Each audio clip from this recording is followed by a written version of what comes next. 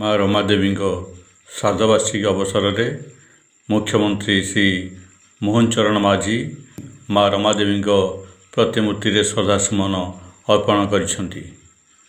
ओडिशा विधानसभा पार्श्वर थिबा माँ रमादेवी प्रतिमूर्ति रे मुख्यमंत्री श्री मोहन चरण माझी श्रद्धासुमन अर्पण करने सह माँ रमादेवी प्रति भक्तिपूत श्रद्धांजलि अर्पण करिसेंती।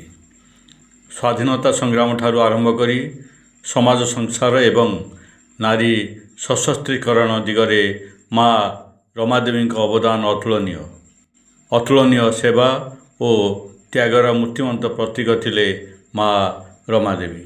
माँ रमादेवी देशप्रेम और समाजसेवा सदा सर्वदा आम समस्त को एक सशक्त समाज और समृद्ध राष्ट्र निर्माण करने दिगरे अनुप्राणित करिवो। आज माँ रमादेवी श्राद्धवार्षिक अवसर में मुख्यमंत्री समेत बाचस्पति श्रीमती सुरमा पाढ़ी, उपमुख्यमंत्री श्री कनकवर्धन सिंहदेव, ओडिया भाषा साहित्य और संस्कृति मंत्री श्री सूर्यवंशी सूरज, विशिष्ट राजनेता तथा श्री पद्मचरण नायक, वरिष्ठ सांबादिक श्री प्रद्युम्न शतपथी, ओडिशा विधानसभा सचिव श्री सत्यव्रत राउत, संस्कृति विभाग स्वतंत्र शासन सचिव श्री देवप्रसाद दास, उपनिर्देशक श्रीमती देवजानी भूइया, बुद्धिजीवी समाजसेवी प्रमुख उपस्थित रही माँ रमादेवी स्मृति चारण करिसेंती।